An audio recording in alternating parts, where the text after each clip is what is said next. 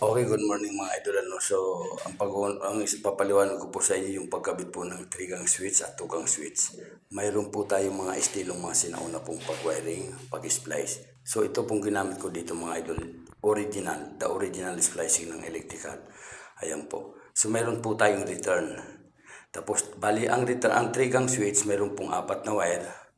Yung isa po is return. Pero 5 po yan. Dahil yung isa po para po sa ground po yung galing sa panel box. Para maiwasan po natin yung paglulos connection. Ganun lang po mga idol, kasimple mga idol. Kasi pag hindi po natin lalagyan ng ground connection sa panel box yun, magagaling sa ground po, doon po nagkakaroon ng palaging loss connection. Kasi 150 ampere lang po ang ating switches bawat isa. Tatlong wire, pagaganay natin isang return po, so alos kung tutusin po hindi kakayanin. Yan po ang estilong makaluma.